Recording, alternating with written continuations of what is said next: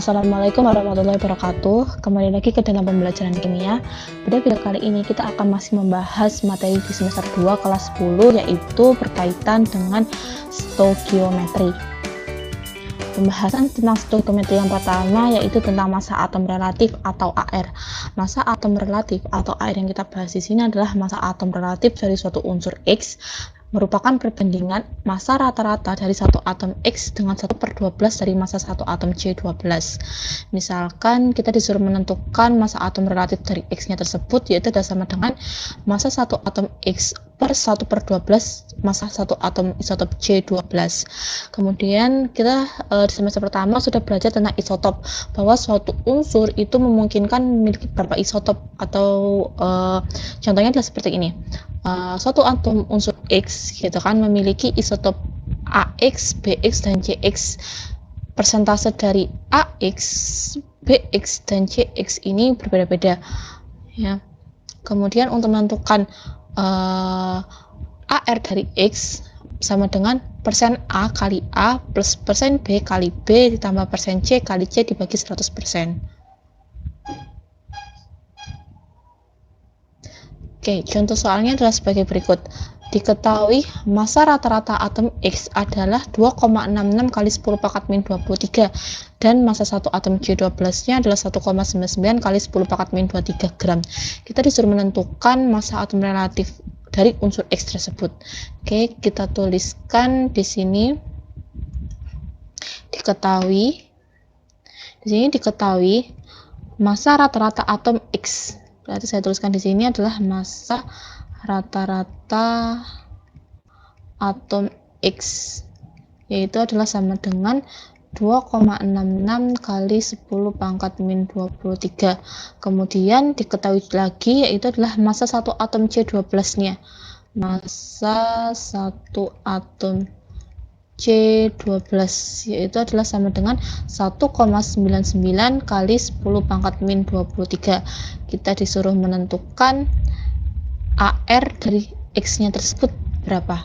Oke, untuk menentukan nilai AR dari X-nya sesuai yang sudah saya bicarakan sebelumnya, yaitu untuk menentukan AR X yaitu adalah massa rata-rata dari atom X dibagi dengan 1/12 dari massa satu atom C12. Oke, massa rata-rata atom X-nya yaitu adalah 2,66 kali 10 pangkat min 23 dibagi dengan 1/12 dari massa atom C12. Di sini massa satu atom C12-nya adalah 1,99 kali 10 pangkat min 23. Kemudian kita hitung secara matematika bahwa kalau kita ini coret 2,66 dibagi 1/12 dikalikan 1,99, ketemunya nilainya adalah 0,165. Kemudian kita hitung 2,66 dibagi 0,165, ketemunya adalah sebesar 16,121. Ini adalah AR dari X-nya. Oke, contoh soal lainnya adalah sebagai berikut. Oksigen terdiri atas 3 isotop, yaitu adalah isotop dari 16O yang memiliki kelimpahannya adalah 99,7%, kemudian 17O dengan kelimpahan 0,04%, dan 18O dengan kelimpahannya adalah 0,2%. Tentukanlah massa atom relatif dari oksigen tersebut.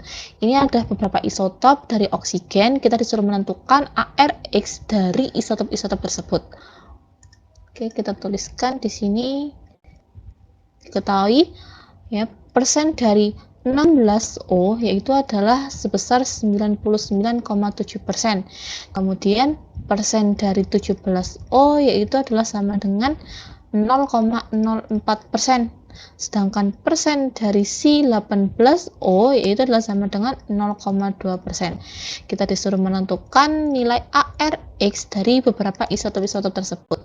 Oke, untuk menentukan ARX dari isotop ya, berarti ARX sama dengan persen dari 16O dikalikan dengan 16 gitu kan ya, ditambah dengan persen dari 17O kali 17 ditambah persen dari 18O dikali 18. Kemudian kita bagi dengan 100%.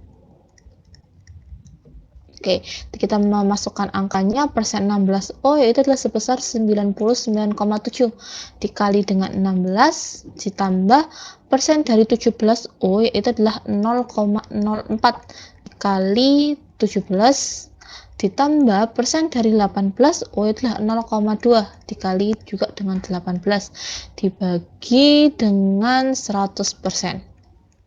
Oke, kemudian kalau kita hitung secara matematika 99,7 kali 16 yaitu adalah sebesar 1595,2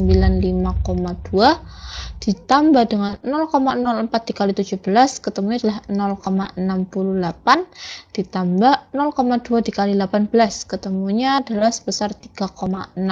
Kemudian dibagi dengan 100. Maka kita akan menghasilkan bahwa nilai ARX itu penjumlahan dari ini dibagi 100 yaitu adalah sebesar 15,9948. Ini adalah ARX dari isotop 16O, 17O, dan 18O. Oke, kemudian kita akan membahas tentang konsep mol. Konsep mol di sini ada beberapa cara dalam menentukan mol. Ya, yang pertama melalui massa. Penentuan mol melalui massa dapat dicari bahwa mol itu adalah sama dengan massa per AR atau MR. Jadi mol di sini itu namanya adalah N kecil. Nah, satuan mol itu adalah mol itu sendiri. Sedangkan massa di sini satuannya dia adalah gram. AR atau MR ini adalah sebagai massa molekul relatif atau massa atom relatif. Jadi menentukan mol berdasarkan massa yaitu adalah mol sama dengan massa per AR atau MR. Kemudian penentuan mol berdasarkan molalitas, yang lambang molalitas itu adalah M kecil, yaitu adalah mol sama dengan molalitas kali P. M kecil di sini itu adalah molalitas, satuannya itu adalah M kecil atau molal. Sedangkan P di sini itu adalah sebagai massa larutan, dalam satuan dia adalah kilogram. Kemudian untuk fraksi mol di sini masih berkaitan dengan mol. Fraksi mol di sini lambangnya adalah X. Fraksi mol ini ada dua, ada fraksi mol pelarut dan ada fraksi mol terlarut. Untuk fraksi mol pelarut, penentunya adalah sama dengan mol perlarut dibagi mol pelarut dikali mol terlarut. Sedangkan fraksi mol terlarut itu adalah sama dengan mol terlarut dibagi mol pelarut ditambah mol terlarut. Kemudian untuk menentukan mol berdasarkan molaritas, ini ri ya, tadi molaritas lambangnya adalah M kecil. Kalau molaritas di sini lambangnya M besar. Nah, penentuan mol berdasarkan molaritas itu adalah sama dengan M besar dikali V atau molaritas dikalikan volume. Kemudian di sini ada keterangan bahwa molaritas itu sama dengan konsentrasi. Jadi kalau dalam soal ada kata-kata konsentrasi itu sama dengan molaritas. Satuan molaritas itu adalah M besar atau molar. Kalau molaritas M kecil atau molar. Kemudian penentuan mol berdasarkan volume ada beberapa kondisi ketika pada keadaan STP atau standar temperature pressure atau pada suhu 0 derajat Celcius atau 1 atm, penentuan molnya itu adalah sama dengan VSTP dibagi dengan 22,4. Sedangkan pada saat room temperature pressure atau disingkat dengan RTP atau pada suhu 25 derajat Celcius dengan 1 atm, penentuan molnya itu adalah sama dengan VRTP dibagi dengan 24. Kemudian penentuan mol jika bukan terdiri dari keadaan atau kondisi STP atau RTP, maka penentuan molnya adalah sama dengan P kali V dibagi R kali T, di mana P di sini itu adalah sebagai tekanan, kemudian V di sini dalam keadaan volume atau dalam area volume, per R itu adalah tetapan gas, nilainya adalah 0,082 dan T-nya adalah suhu dalam satuan Kelvin. Kemudian yang terakhir penentuan mol berdasarkan jumlah partikelnya atau lambangnya tidak sebagai N besar, maka molnya itu adalah sama dengan N besar dibagi 6,02 dikalikan dengan 10 pangkat 23. Ini adalah beberapa cara penentuan mol berdasarkan molalitas, massa, jumlah partikel, volume, molaritas dan fraksi mol. Oke, kita akan masuk ke dalam contoh soal. Di sini ada contoh soal yang berkaitan dengan konsep mol. Yang pertama, contoh soalnya adalah sebagai berikut. Tentukan jumlah mol senyawa dari NaCl 80 gram jika diketahui ArNa sama dengan 23 dan ArCl-nya adalah sama dengan 35. Oke, kita tuliskan terlebih dahulu. Di sini diketahui bahwa tentukan jumlah mol senyawa NaCl 80 gram, berarti massa dari NaCl itu adalah sama dengan 80 gram. Di sini diketahui bahwa nilai Ar dari Na yaitu adalah sama dengan 23, sedangkan Cl-nya dia adalah 35. Kemudian kita disuruh menentukan jumlah mol senyawa atau kita disuruh menentukan nilai molnya berapa. Oke, kalau kita lihat ya pada slide sebelumnya, untuk menentukan mol ya tadi kan berdasarkan massa ya, diketahui massanya, berarti berdasarkan massa penentuan molnya itu adalah sama dengan massa per Ar atau Mr. Maka di sini mol itu adalah sama dengan massa dibagi, karena NaCl adalah suatu molekul, maka di sini sebagai Mr. Masanya kita masukkan dia adalah 80 gram. Mr dari NaCl ya. Oke, kita tulis dulu di sini NaCl untuk menentukan Mr dari NaCl. Na itu adalah 23. Cl itu adalah 35. 23 ditambah 35 ketemunya dia adalah 58. Ini yang saya masukkan di sini adalah 58. Ya kan? 58, maka 80 dibagi 58 ketemunya adalah sekitar 1,36 mol. Ini adalah mol dari NaCl 80 gram. Oke, kemudian yang kedua, kita disuruh menentukan massa dari 0,2 mol NH2 dua kali jika diketahui Rc-nya 12, O-nya 16, N-nya 14 dan H-nya adalah 1. Oke, kita tulis dulu di sini diketahui mol dari CO NH2 dua kali itu adalah sama dengan 0,2 mol. Kemudian kita diketahui juga bahwa di sini adalah ARC-nya dia adalah 12, O-nya adalah 16, N-nya adalah 14 dan H-nya dia adalah 1. Disuruh menentukan massa. Oke, kita disuruh menentukan massanya berapa atau massa dari si CONH2 dua kali. Oke, karena masih berkaitan dengan mol yang berhubungan dengan massa, maka penentuannya juga melalui rumus mol sama dengan massa per Mr. Karena CONH2 dua kali itu adalah suatu molekul, maka di sini adalah Mr. Kemudian penentuan molnya sudah diketahui, tadi molnya adalah 0,2, kita masukkan di sini adalah 0,2 mol. Dibagi karena kita mau mencari massa, berarti di sini adalah massanya. Kemudian kita mau mencari Mr dari CONH2 dua kali. Oke, kita masukkan C itu adalah 12. Ditambah O itu adalah 16. Ditambah N-nya ada 2. N itu 1 N-nya adalah 14. Karena 2 berarti 14 kali 2 itu adalah 28. Ditambah hanya ada 4, ya kan, kalikan AI-nya ada 1, 4 kali 1 adalah 4, ketemunya 12 tambah 16 tambah 28 ditambah 4 ketemunya adalah sebesar 60 ya, maka di sini adalah 60. Maka untuk menentukan nilai massanya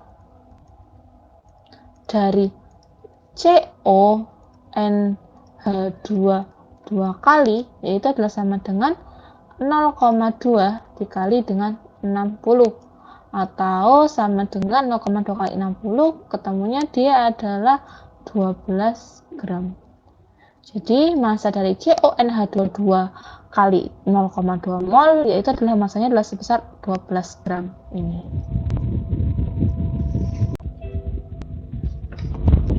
Oke, contoh soal yang ketiga. Diketahui massa NaOH adalah 80 gram. kita suruh menentukan berapakah volume senyawa tersebut dalam keadaan 0 derajat Celcius dan tekanannya dia adalah 1 atm. Diketahui RNA-nya adalah 23, O-nya adalah 16, dan H-nya adalah 1. Oke, kita tulis di sini, diketahui dulu. Diketahui massa NaOH adalah 80 gram, berarti massa dari NaOH-nya itu adalah 80 gram. Ya. Kemudian berapakah volume senyawa tersebut dalam keadaan suhu 0 derajat Celcius tekan 1 atm? Ketahui lagi di sini ARNA-nya dia adalah 23, kemudian O-nya adalah 16 dan H-nya adalah sama dengan 1. Suhunya adalah 0 derajat, berarti T-nya dia adalah 0 derajat Celcius. Tekanan itu P sama dengan 1 atm. Oke, kita disuruh menentukan nilai volume ya. Oke. Kemudian kalau kita lihat ya di sini penentuan volume ya itu ada 3 ya berkaitan dengan mol. Penentuan volume bisa dalam keadaan STP, RTP atau dalam kondisi tertentu. Kemudian tadi sudah diketahui bahwa dia dalam keadaan 0 derajat Celcius dengan 1 atm. Maka itu adalah kondisi yang STP. Penentuan molnya itu adalah sama dengan VSTP dibagi 22,4. Berarti kalau kita mau mencari VSTP-nya melalui rumus ini. Ya, berarti kita tinggal memasukkan di sini. Berarti yang di sini dimaksudkan itu adalah VSTP karena dia adalah 0 derajat Celcius dan tekanannya adalah 1 atm. Maka saya tuliskan bahwa mol itu adalah sama dengan VSTP dibagi 22,4 ya. Kemudian kita kan mau mencari VSTP, berarti kita harus tahu dulu mol. Nah, mol tadi ada rumus bahwa penentuan mol yang kaitannya sama massa itu adalah sama dengan apa? Gram atau massa dibagi dengan mR sama dengan VSTP dibagi dengan 22,4. Seperti itu kan? Gramnya yaitu adalah sebesar 80 gram ini dibagi mR-nya karena dia adalah NaOH, terdiri dari NaO dan H. Na itu 23, O itu 16 dan H-nya itu adalah 1. Maka 23 tambah 16 tambah 1 itu ketemunya adalah 40. Ya kan? Sama dengan VSTP dibagi dengan 22,4. Berarti untuk penentuan VSTP-nya yaitu sama dengan apa?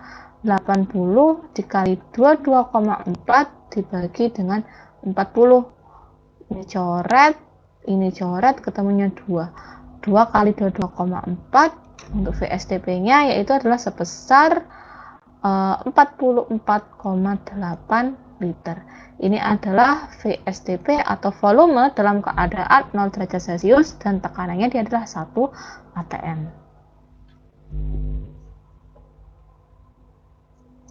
Oke, contoh soalannya seperti ini. Tentukan konsentrasi larutan yang dibuat dari 50 gram CaCO3 dalam 250 ml air. Air CA-nya adalah 40, C-nya adalah 12 dan O-nya adalah 16.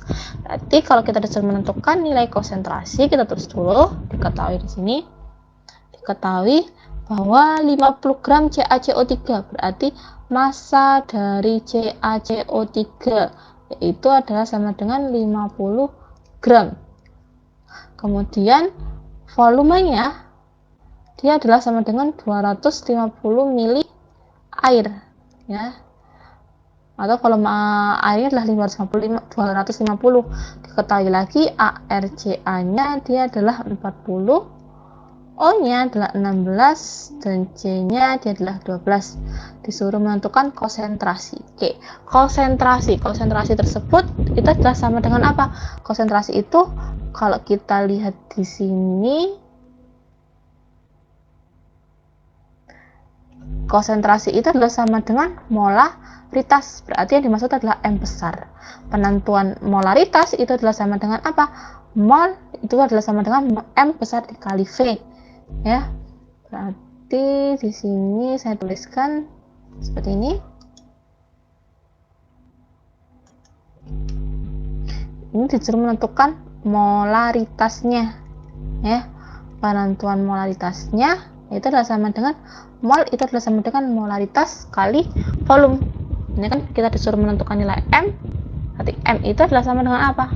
Mol per volume, gitu kan? Oke, kemudian ingat volume itu dalam satuan liter, tapi ini masih dalam satuan mililiter. Ini adalah volume dari volume air ya. Berarti 200 liter ke liter, ya kan? Berarti itu adalah sebesar sama dengan berapa?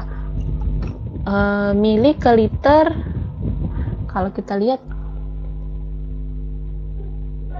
itu adalah sebesar 0,25 liter ya. Berarti kita masukkan mol itu yang kaitannya sama massa sama dengan apa? Massa dibagi dengan mR dibagi dengan volume, dan ya kita masukkan massanya itu adalah 50 gram. Kemudian mR-nya kita hitung, CA itu adalah 40 ditambah C-nya dia adalah 12 ditambah O-nya itu adalah 3, ya kan? Tapi 3 kali 12 itu adalah 36 ya. 3 kali 12 itu sama dengan 36. Kemudian 36 ditambah 12 ditambah dengan 40, ketemunya adalah sebesar 88. Dibagi dengan volumenya dia 250 ini, berarti atau dalam satuan liter adalah 0,25. Maka kalau kita hitung secara matematika itu adalah 50 dibagi 88, itu ketemunya adalah 0,56 dibagi 0,25, ketemunya adalah sebesar 2,24. Berarti molaritasnya adalah sama dengan 2,24 molaritas atau 2,24 molar ya. Jadi konsentrasi dari 50 gram CaCO3 yang dimasukkan ke dalam 250 ml air yaitu sebesar 2,24 molar.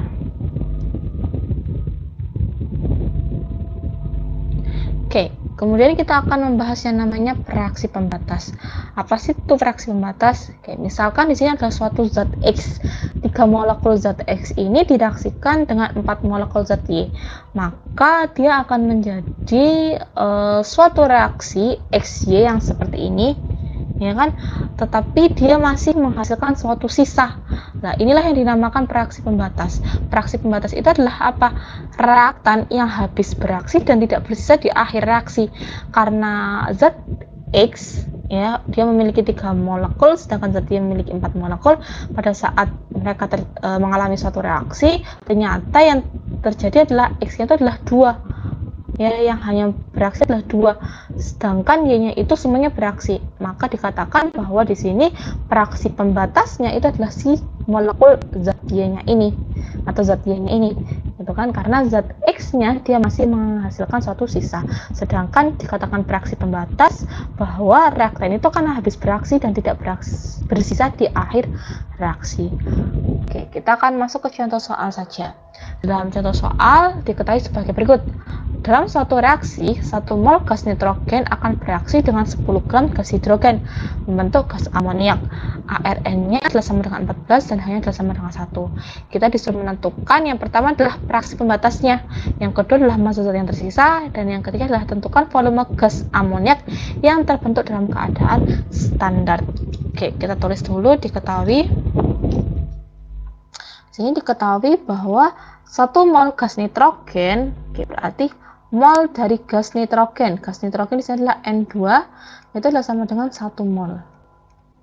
Ya, direaksikan dengan 10 gram gas hidrogen. Berarti massa dari gas hidrogen atau massa dari H2 itu adalah sama dengan 10 gram. Ya. Ini diketahui bahwa ARN-nya di sini adalah 14 dan H-nya dia adalah sama dengan 1. disuruh menentukan ketika ini. Oke, kita langsung menanyakan dan menjawabnya. Ya, untuk menentukan ini kita harus pastikan dulu reaksinya. Itu adalah N2 plus H2 menjadi NH3. Oke, dalam menentukan reaksi pembatas, zat yang tersisa, dan volume gas ammoniak yang terbentuk, nah, kita harus tahu dulu yang namanya reaksi pembatasnya itu di mana, di N2K atau di H2. Jadi reaksi pembatas itu hanya terjadi pada suatu reaktan, ya. Oke, di sini kita harus memastikan bahwa reaksi tersebut sudah setara. Kita cek dulu. Di sini jumlah N di ruas sebelah kiri panah itu adalah 2. N sebelah kanan panah itu ada 1. Sedangkan kalau untuk menentukan ini harus kita setarakan, berarti dengan cara menambah koefisien. Di sini kita koefisien kan 2, sehingga N-nya sudah 2. Kemudian hanya di sini sebelah kiri panah jumlahnya 2. Sebelah kanan panah jumlahnya ada 3 dikalikan 2, ada 6. Berarti kita tambahkan koefisien di ruas yang kekurangan. Di sini itu adalah 3, sehingga jumlahnya sudah menjadi 6. Setelah kita menyetarakan reaksi ini, baru kita mengenal yang namanya adalah MRS. Apa itu MRS? MRS itu adalah mula-mula reaksi sisa. Mula-mula reaksi sisa. Nah, untuk menentukan nilai MRS ini, yang bekerja di sini adalah mol. Maka kita harus tahu mol dari N2 dan H2-nya dulu. Mol dari N2 sudah diketahui adalah 1 mol. Oke, kita tuliskan di sini adalah 1 mol. Kemudian mol dari H2-nya, kalau kita sudah menentukan mol dari H2, di sini sudah diketahui massa H2. Untuk menentukan mol dari H2 berarti massa H2 ya. Untuk menentukan mol dari H2, massa H2 dibagi dengan MR-nya. Massa H2-nya itu adalah 10 gram. Dibagi dengan MR-nya. MR-nya berapa? MR-nya dia adalah 2 ya. Kemudian karena 1H itu adalah 1 tambah 1 adalah 2. Ketemunya adalah 5 mol. Berarti mol dari H2 itu adalah 5 mol. Oke, karena masih mula-mula artinya reaktan saja yang masih terbentuk. Produknya dia belum terbentuk. Karena masih mula-mula ya. Artinya kita mau menambahkan 1 mol N2 dan 5 mol H2 ya, itu adalah dalam keadaan mula-mula. Pada saat reaksi lah, disinilah kita mau mencari reaksi pembatasnya. Dengan cara apa? Kita bandingkan mol dengan koefisiennya. Di sini 1 mol itu koefisiennya 1. Kemudian di sini H2 itu adalah 5 mol. Tapi dia koefisiennya 3. Berarti dalam keadaan 1H2 itu berapa mol? Dengan cara bagaimana berarti? 5 dibagi dengan 3. Ketemunya adalah 1,67. Ini H2 dalam keadaan 1 mol, ketemunya adalah 1,67 ini. Ya, kita bandingkan 1 ya, dalam keadaan 1 koefisien N2 itu adalah 1 mol, dalam keadaan koefisien 1H2 itu 1,67. Nah, reaksi pembatas adalah reaksi yang akan habis atau diambil dari mol terkecil. Mol terkecil itu dimiliki oleh si N2 ya, karena pada saat 1 koefisien 1 adalah 1 mol, ini dalam keadaan koefisien 1 itu adalah 1,67. Maka di sini ditulis adalah 1 mol. Ya. Yang diambil adalah 1 mol ya, 1 kali 1 adalah 1. Kemudian tadi kan reaksi pembatasnya adalah 1 mol. Kalau sudah mencari reaksi pembatasnya adalah 1 mol, sekarang untuk menentukan mol reaksi pada H2 itu adalah mol yang dijadikan sebagai reaksi pembatas tadi dikalikan dengan koefisien. Berarti berapa? Yang mol yang dijadikan sebagai reaksi pembatas tadi adalah 1 mol kan ya. 1 kali 3 berarti berapa? Di sini adalah 3 mol. Kemudian pada saat reaksi juga sama. Tadi 1 mol dikalikan 2 yaitu di sini adalah 2 mol. Ya. Kemudian pada saat sisa kita jumlahkan ya, yang namanya reaktan itu akan berkurang. Yang namanya produk itu akan bertambah. Jadi 1 dikurangi 1 dia pasti akan habis. Jadi pada saat sisa ternyata N2-nya habis. Nah, pada saat sisa dari H2 5 dikurangi 3 berapa? 5 dikurangi 2 ketemunya adalah 2 mol. Kemudian NH3 pada saat sisa berapa? Kita jumlahkan, yaitu adalah 2 mol. Jadi kita bisa menjawab pertanyaan. Yang A pertanyaannya dia adalah reaksi pembatasnya apa? Reaksi pembatas itu adalah reaksi yang akan habis. Ya kan, yang akan habis di sini apa? Yang akan habis di sini adalah si N2. Sehingga reaksi pembatasnya adalah N2. Ya. Kemudian yang B, pertanyaan B-nya itu adalah massa zat yang tersisa.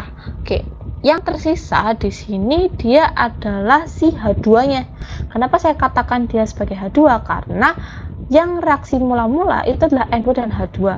NH3 itu adalah produknya atau hasil akhirnya. Sehingga yang ditanyakan adalah massa zat dari si H2, karena H2 itu memiliki sisa yaitu 2 mol. Maka untuk menentukan mol sisa atau mol dari H2 sisa, ya, itu adalah sama dengan apa? Gram atau massa dibagi dengan mR, ya. Mol H2 sisanya adalah 2 mol, sama dengan massa dibagi dengan mR. mR-nya H2, H itu 1 tambah 1 adalah 2. Maka massanya dari H2 sisa itu adalah sebesar 2 kali 2, yaitu adalah sama dengan 4 gram. Ya, ini adalah massa H2 sisa atau massa zat yang tersisa. Kemudian yang C itu adalah volume gas amoniak yang terbentuk pada keadaan standar. Ada kata-kata keadaan standar dan suruh menentukan volume. Ingat, keadaan standar sama aja standar temperatur Fischer atau VSTP yang dimaksud. Penentuan VSTP itu adalah sama dengan mol dikali 22,4. Molnya kita cari dulu, yaitu adalah massa dibagi dengan mR dikali dengan 22,4. Oke, massanya adalah berapa? Massanya kita nggak tahu, tapi tadi molnya ternyata sudah tahu.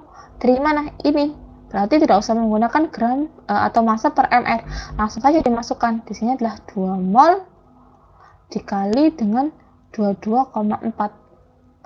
Atau ya, saya tulis di sini. Oke, saya tulis ulang. Untuk yang C, suruh menentukan volume VSTP sama dengan mol kali 22,4. Molnya tadi sudah ketemu 2 mol kali 22,4. Ya, 2 kali 22,4 berapa? Ketemunya dia adalah 44,8 liter.